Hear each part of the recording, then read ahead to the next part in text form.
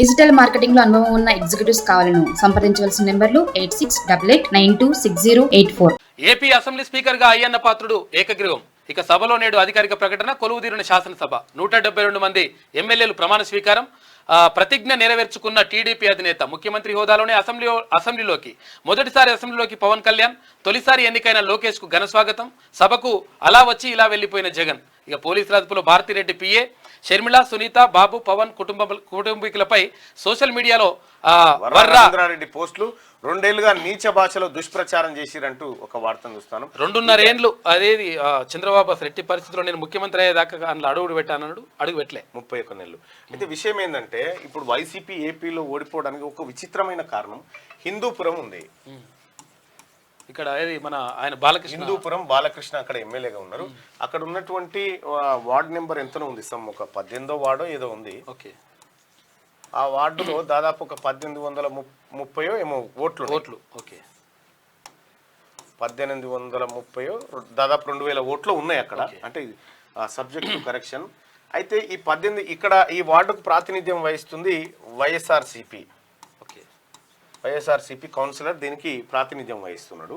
అయితే ఈ అసెంబ్లీ మొన్న జరిగిన అసెంబ్లీ ఎన్నికల్లో వైసీపీకి పడ్డ ఓట్లు ఒకటే. ఈడ కనీసం ఈ కౌన్సిలర్ ఆయన భార్యనే వేయాలి కదా, మరి సంథింగ్ ఏదో జరిగింది అనేది ఒక చర్చనైతే జరుగుతూ ఉంది.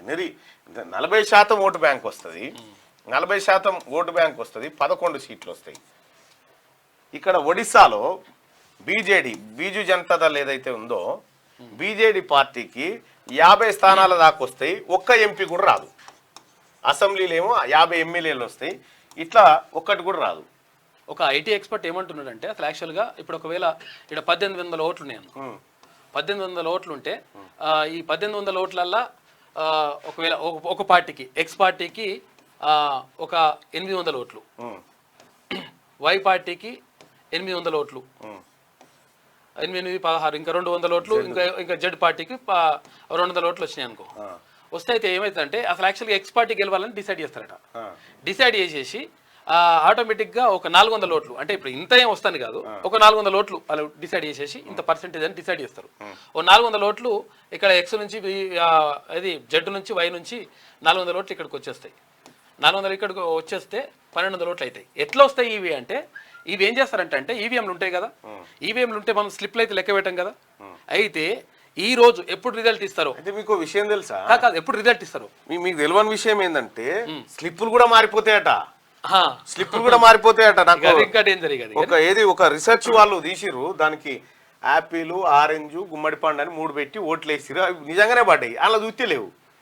అయితే ఇక్కడ ఏమైతుందంటే ఇప్పుడు ఏం చేస్తారు, ఎట్లా చేస్తారు ఇది అంటే ఇప్పుడు 1200 ఓట్లు ఎట్లా వచ్చినాయి అంటే ఇది హైట్ పెడతారు. అసలు యాక్చువల్గా ఈ 400 ఓట్లు ఇక్కడ పడాలి కదా, ఇవి హైట్ పెడతారు. హైట్ పెడితే అప్పుడు కనిపించాయి, ఎప్పుడు మనం ఓట్లు వేసినప్పుడు కనిపించేది. కానీ ఏం చేస్తారంటే ఈ హైట్ పెట్టిన తర్వాత దానికి ఒక డేట్ ఫిక్స్ చేస్తారు. అంటే ఇక వారం రోజుల తర్వాత లేకపోతే 3 రోజుల తర్వాత అని చెప్పేసి ఆ హైట్ పెడతారు. 3 రోజుల తర్వాత ఆటోమేటిక్గా ఈ ఓట్లు ఇక్కడికి వెళ్ళిపోతాయి, జంప్ అయిపోయిన తర్వాత 800 ఓట్లు 1200 ఓట్లు అయిపోతాయి.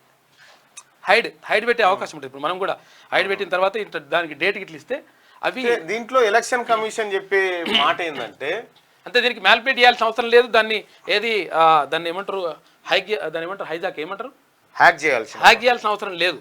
హ్యాక్ చేయాల్సిన అవసరం లేకుండే ఫస్ట్ దాంట్లో సిస్టంలో ఆటోమేటిక్ ఇట్లా పెట్టేస్తే ఈ డేట్ తర్వాత ఆటోమేటిక్ దానికి పెరిగిపోతాయి ఓట్లు ఏదైతే మనం అనుకుంటున్నామో అని అంటున్నారు. ఎలక్షన్ కమిషన్ చెప్పే మాటనేమో మా ఈవీఎంలు నీళ్ళలో వేసినా నానవు, అంత పవిత్రమైన మా ఈ నిప్పులలో వేసిన కాలేటీగా అంత పవిత్రమైనటువంటి ఈవీఎంలు ఇవి. అసలు ఈ ఈవీఎంలు ఒక వాస్తవానికి మన ఈవీఎంలు 3-4 దేశాలకు ఇంకా సపోర్ట్ చేస్తూ ఉన్నారు ఈ ఈవీఎంలతోటి. ఎవరేం చేసినప్పటికీ కూడా ఇక్కడ ఒక ఆలోచన ఏంటంటే ఇప్పుడు యూరోపియన్ కంట్రీసు, డెవలప్డ్ కంట్రీసు ఎందుకు ఈవీఎంలను వాడతలేవు, ఎందుకు వాళ్ళు ఈవీఎంలను తిరస్కరిస్తూ ఉన్నారు? ఎలాన్ మాస్క్ చెప్పిండు కదా, ఇప్పుడు ఎలాన్ మాస్కే చెప్పిండు కదా, ఏమన్నాడు, ఈవీఎంలు హ్యాక్ చేయొచ్చు అని చెప్పిండు. చెప్పిన తర్వాత ఎలక్షన్ కమిషన్ స్పందించింది, అట్లా చేస్తారు అంటే ఈ ఎలన్ మాస్క్ అంత టెక్నాలజీ మన ఈసీఐ దగ్గర లేదు, అది ఒప్పుకొని తీరాల్సిందే. చెప్పినప్పుడు ఎందుకు చెప్పిండు, ఏం కథ, ఆయన దగ్గర ఉన్నటువంటి ఆధారాలు ఏందనేది విచారణ చేయాలి. లేలే నీది తప్పే తప్పు అనండి. అదే Aam Aadmi Party election commission challenge చేసింది, నువ్వు ఈవీఎంలను ఎట్లా హ్యాక్ చేస్తావు చూపిమంటే ఆమ్ ఆద్మీ పార్టీ నిండు శాసనసభలో ఈవీఎంల హ్యాక్ విధానాన్ని అవి పెట్టి వివరించారు. సో కాబట్టి ఈవీఎంలు అనేటివి ఇక మరి పోని ఈవీఎంలు పెట్టినామా, ఈవీఎంలు ఎందుకు పెట్టినాం?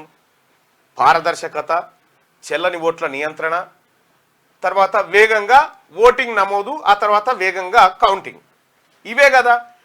పోనీ అదేమైనా జరిగిందా? 1986 ఎన్నికలేమో వారం 10 రోజులలో కంప్లీట్ అయిపోయినాయి దేశమంతా బ్యాలెట్లతోటి. ఇప్పుడు ఈవీఎంలు పెట్టి కట్టుకొత్తంగానే రిజల్ట్ వచ్చేటువంటి పరిస్థితిలోంచి ఇక్కడ ఓటు నమోదు ఎంత పర్సెంట్ అయిందో చెప్పరు, ఎంత పర్సెంటేజ్ నమోదైందో చెప్పరు. రెండోది తర్వాత ఎలక్షన్ అయిపోయిన తర్వాత 2 రోజులకు ఓటింగ్ శాతం పెరుగుతుంటది. అయితే ఇది కూడా చెప్పింది. అసలు యాక్చువల్గా విషయం ఏంటంటే ఈ 400 ఓట్లు పెరిగినాయా, ఈ 400 ఓట్లు పెరిగినప్పుడు ఒక్కోసారి ఏమవుతుందంటే ఇప్పుడు ఈ వైపాటికి సంబంధించి అసలు ఓట్లు ఉన్నాయి. ఇప్పుడు ఏమైతుంది 800 ఓట్లు అనుకున్నాం కాబట్టి ఓకే, ఇప్పుడు 200 ఓట్లే వచ్చినాయి వైపాటికి. కానీ ఇక్కడ 400 ఓట్లు పెరగాలి, ఎక్స్ పార్టీకి 400 ఓట్లు పెరగాలి. ఈ 400 ఓట్లు లేవా 400 ఓట్లు ఏడికెళ్ళి తీసుకురావాలంటే అప్పుడు ఆటోమేటిక్ గా ఓటింగ్ పర్సెంటేజ్ పెరిగిపోతుంది.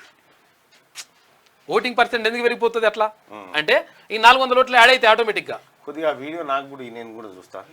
సరే, అంటే ఇది జరగొచ్చు అనేది అంటే బరాబర్ ఇదే జరిగిందని కాదు కానీ జరగొచ్చే అవకాశం. విషయం ఏంటంటే యూపీలో ఎందుకు తగ్గింది? యూపీలో మళ్ళా యోగి ప్రధానమంత్రి అభ్యర్థి అయితే ఎట్లా ఆడ తగ్గినాయని ఒక ఆయన వాదన. కంప్లీట్ గా మధ్యప్రదేశ్, ఒడిస్సా, ఛత్తీస్గఢ్, రాజస్థాను, గుజరాత్, ఢిల్లీ ఎవరికో సీటే లేకుండా చేసిరు. అవకాశం ఉందని ఇది అంటలేంలే కానీ. డిజిటల్ మార్కెటింగ్ లో అనుభవం ఉన్న ఎగ్జిక్యూటివ్స్ కావాలను సంప్రదించవలసిన నెంబర్లు 8688926084.